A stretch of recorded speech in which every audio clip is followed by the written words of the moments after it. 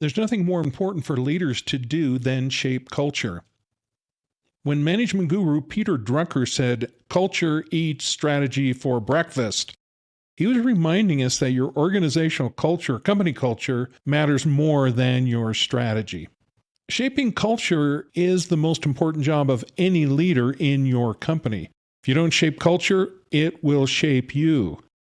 Culture shaping is the main focus of strategic human resource development. Before we begin, let's define culture. My working definition is pervasive attitudes and behaviors that matter. I found that focusing on behaviors sharpens your focus and makes change easier. We'll talk more about that later in the video. I realize that respected culture guru Edgar Schein focuses on values, but let's talk about how a focus on behaviors can accelerate change. Speaking of change, here are 8 proven practical ways for leaders to accelerate culture change.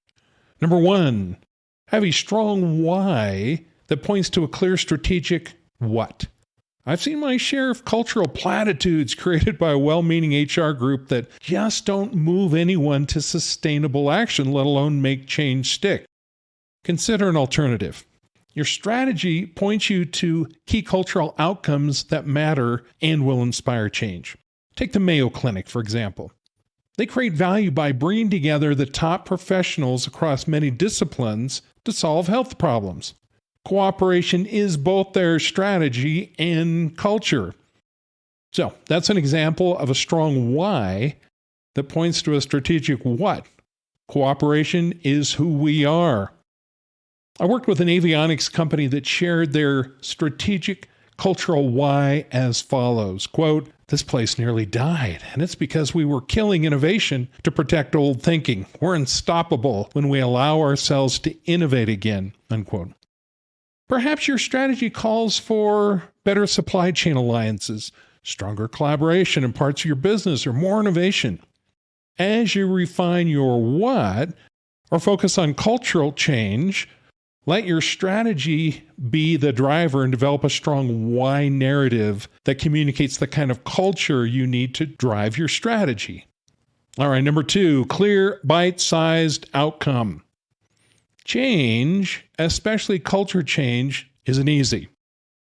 When you realize that 90% of heart bypass patients refuse to change their eating habits even when they have a strong why that is literally life-threatening, you can appreciate why it's so important to narrow the focus of your cultural change. An electric utility was facing increased market pressures and needed to transform an employment for life culture to one that was accountable and nimble. They accelerated the cultural change when they focused on critical behaviors at critical times. The when sharpens your focus and makes it more measurable. For accountability, we broke it into 3 key behavioral scenarios. 1 we called the speak up. When there's a problem, issue, or missed expectation, I speak up to learn and adjust. 2, we called that the follow up. When I make a commitment, I periodically review it with others. Okay. Number 3, we humorously called this the screw up, and it was miscommitments carry fair consequences. This last one went through some refinement, but you can see the intent in this version. The 3 behavioral scenarios sharpen training, coaching, cultural change measurement. This organization accelerated change to see results in months rather than years. The big change wasn't so much that they finally started firing underperformers, but with the behavioral clarity, especially on scenario number 1, when there's a gap, we speak up. They spoke up more to understand those gaps, which led to increased attention to commitments, which led to greater focus on consequences.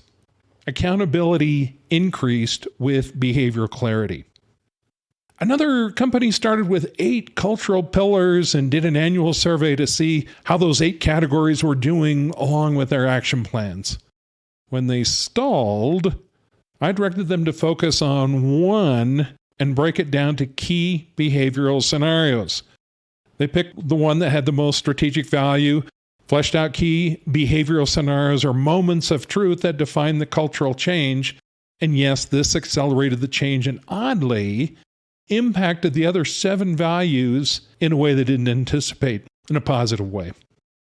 The more you can narrow the focus of what you're changing and define key behavioral scenarios that demonstrate the culture change, the more effective you'll be. All right, let's move to number 3, coalition driving the change. You need a core group of influential leaders and most likely an extended group to adjust and sustain the change. This is part of the change infrastructure to make change stick. Yes, I mean top leadership needs to drive cultural change, but I'm also referring to informal leaders. If your diversity director is the driver, you're probably not going to see much change. But if there's a group that includes top leadership with HR support, an extended group that includes other influential leaders, both formal and informal, you can make cultural change stick. You can create a change infrastructure if your cultural change is strategic. You can measure and monitor it, and you can drive it like you would any strategic change. That brings us to number 4, which is understand current reality. With your leadership coalition, you need to understand how you created your current reality. A well-understood current situation opens up change leverage options you wouldn't otherwise consider. We can't change what's not in our awareness. For example, you might find out while you want more cooperation, you reward individual heroism. Or in the case of one organization, they wanted more process excellence, but rewarded people for swooping in and saving the day when the root cause was a poorly designed process. Understanding how they were rewarding the wrong thing helped them create a realistic plan to create a different culture. Yes, I'm suggesting that senior leadership open up conversations with key groups of people to hear how we got to where we are. Now, that's a skill in of itself, listening and understanding rather than dictating. It's best if members of the leadership coalition do the information gathering directly rather than rely on consultants. That way, you can appreciate what is working and why, and that will be a key part of the change plan. All right, number 5, create a plan that builds on what's working. The easiest change is to adjust to strength. If you sometimes do a certain behavior, it's easy to start doing it more. Make change that easy by building on strengths. Yes, you'll also identify and correct gaps, but don't gloss over strengths to address problems. Start with strengths and build the plan as much as you can on doing more of what's working, then address gaps. Number 6, use healthy accountability to shape behavior change. Healthy accountability starts with a commitment. If the cultural change clearly identifies behavioral scenarios, it's easier to ask for a commitment on something specific rather than something vague like cooperation or integrity. When you notice a miscommitment, will you speak up? Get a commitment.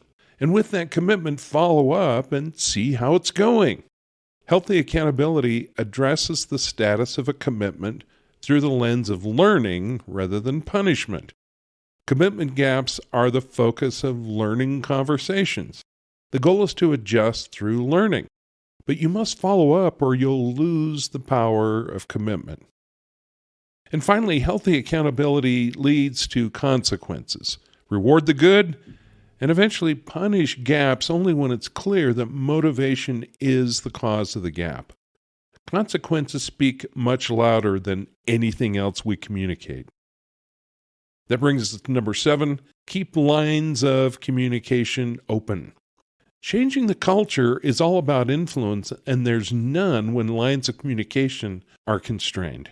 Respect, shared goals, trust, authenticity, commitments, and action on those commitments keep the lines open. Force creates a backlash, while overly passive influence lacks power. Find the sweet spot. Increase trust and authentic influence through dialogue, coalition building, message and messenger refinement, and engaging both social and environmental influence. Number 8, manage the process to analyze, adjust, and deepen. Culture shaping is a marathon, not a sprint. Put in place a change management process to analyze your results, adjust your plan, and execute on adjustments. Since no plan is ever perfect out of the gate, your ability to adjust will be the key to results. Yes, it's project management applied to organizational behavior management, but that's how we get it done. All right, in summary, focus on a cultural change outcome that is strategically meaningful as much as you can. Narrow your focus because you need to pick your battles. Make change bite-sized through focus and through identifying key behavioral scenarios that show the cultural value in action. You need a leadership coalition to drive the change, and they need to be involved in understanding the current state and the plan for change. The plan for change needs to build on what's working as much as possible, and that's the easier path to change. Use healthy accountability in the form of getting commitments on key behaviors. Follow up on that commitment and manage consequences for the behavior.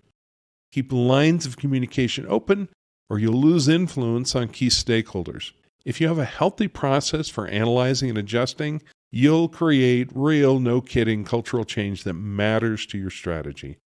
There's nothing more important for leaders to do than to shape culture. These 8 ways are proven to accelerate organizational culture change. Thanks for joining us today.